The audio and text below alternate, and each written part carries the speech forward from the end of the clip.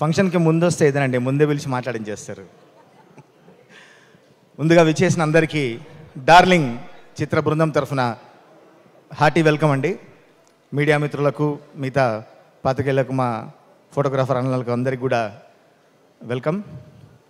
ఈ సినిమా నా single card cinema. 5 పాటలు, ఒక బిట్ సాంగ్ మొత్తం నేనే రాయడం జరిగింది. Thank you. ముఖ్యంగా వివేక్ సాగర్ గారి గురించి చెప్పుకోవాలి. మనిషి ఇంకా రాలేదా, వస్తుండా? కనపడడు కానీ గట్టిగా వినిపిస్తాడు. ఏ సినిమా చేసినా కూడా మనసు పెట్టి తనకంటూ ఒక ముద్ర వేసుకున్నటువంటి మంచి మ్యూజిక్ డైరెక్టర్, మా అందరికీ డార్లింగ్ మ్యూజిక్ డైరెక్టర్. మంచి ట్యూన్స్ ఇచ్చాడు. తన స్టైల్ వదులుకొని ఒక ఖల్లాసే కావచ్చు, తన స్టైల్లో ఉన్న ఈ రాహి కావచ్చు, మొన్న రిలీజ్ అయిన సున్ చెలియా కావచ్చు, ఇంకా ఇప్పుడు రేపు రాబోయే టార్చర్ అండ్ ఒక చిన్న బిట్ సాంగ్ కూడా, ఒక క్లైమాక్స్లో వచ్చే సాంగ్ కూడా ఉంది. అన్ని పాటలు కూడా అద్భుతంగా ఇచ్చాడు. అట్లాగే బీజిఎం కూడా అంతే అద్భుతంగా ఇస్తున్నాడు. ఎందుకంటే అశ్విన్ పిండేస్తాడు తెలుసు. డైరెక్టర్ గారి గురించి చెప్పుకోవాలి. అశ్విన్ గారు ఫస్ట్ ఖల్లాసే పాట కోసం నన్ను పిలిచారు.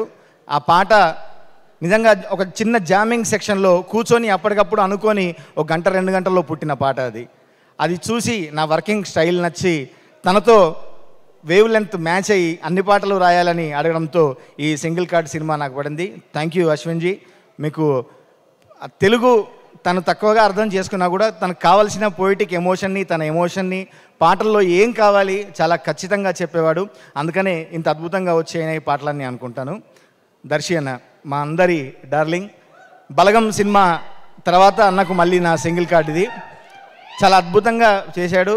తను ఎంత స్వచ్ఛమైన మనసున్నాడు, అంత స్వచ్ఛమైన నటుడు, అంత మంచి మిత్రుడు. అన్న మీకు ఈ చిత్రం పెద్ద హిట్ కావాలని మనస్ఫూర్తిగా కోరుకుంటున్నా. మా నభా చాందినిగా నేను దిమాగ్ ఖరాబ్ రాస్తే అది పెద్ద హిట్. తర్వాత మళ్ళీ ఈ రాహి. నిజంగా ఈ రాహి గురించి నేను ప్రత్యేకంగా చెప్పాలి. నాకు ఎంతోమంది మిత్రులు, సంగీత దర్శకులు, అట్లాగే జర్నలిస్టు మిత్రులు కూడా చాలామంది ఫోన్ చేసి అత్యద్భుతంగా ఉంది, చాలా బాగా వచ్చింది అని చెప్పారు. నభా ఇందులో అసలు తన విశ్వరూపం చూస్తాం మనం. చాలా అద్భుతంగా చేసింది. మీకు ఈ సినిమా మంచి హిట్ కావాలని మనస్ఫూర్తిగా కోరుతున్నా. తర్వాత అన్న మిగతా అందరికీ. తర్వాత మా ముఖ్యంగా చెప్పుకోవాల్సింది సీతారామన్న గురించి. సీతారామన్న అందరికీ సినిమాలో ఒక్కొక్కరికి డార్లింగ్ ఉంటే అందరికి కలిపి హోల్సమ్ డార్లింగ్ మా సీతారాం. అందరినీ ఒక దగ్గర కూర్చోబెట్టి చేసిండు. తర్వాత ఈ పాటలు చాలా బాగా వస్తున్నాయని మాకే ఎక్సైట్మెంట్ తెచ్చిన మా సన్నీ ఉన్నాడు, ఇంకో డార్లింగ్. ఆ సన్నీ ప్రతి పాటకి ఫోన్ చేసి చెప్పేవాడు, అసలు నీ వైబ్ మిస్ అయ్యావు, ఈ జామింగ్ మిస్ అయ్యావు అని చెప్పి. అట్లాంటి మంచి పాటలు వచ్చాయి.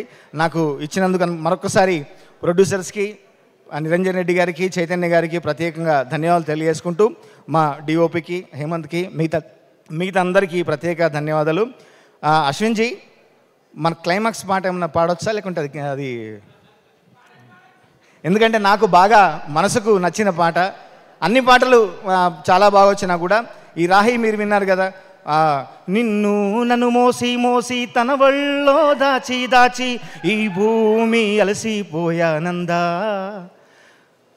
శ్వాసల్లో నిలిచి నిలిచి ప్రాణాలే పోసి పోసి ఈ గాలి విసిగిపోయానందా అని ప్రతి ఒక్కటి ఒక చిన్న మాటలో చెప్పే అవకాశం నాకు దొరికింది. క్లైమాక్స్లో ఒక మంచి సన్నివేశంలో వచ్చే పాట నాకు చాలా ఇష్టం. అది ఒక్కసారి అని. మిగతా పాటలన్నీ ఇంగ్లీషు, హిందీ పేర్లు కుదిరితే ఆ పాటకు మాత్రం ఒక్కసారి అని అచ్చ తెలుగు పదం కుదిరింది. మీరు గమనిస్తే ఖల్లాసే, రాహి, సున్ చెలియా, టార్చర్ ఇట్లాంటి పాటలు ఉన్నాయి. ఆ లాస్ట్ పాట మాత్రం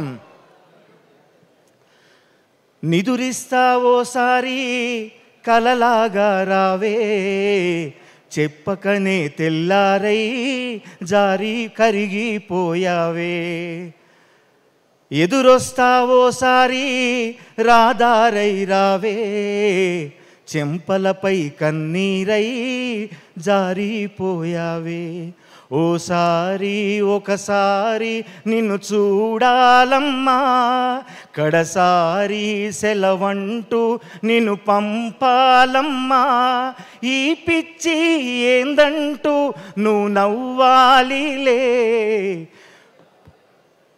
లాలిస్తావోసారి పసిపాపై రావే, ఏ దాగుడు మూతల్లో ఆగిపోయావే.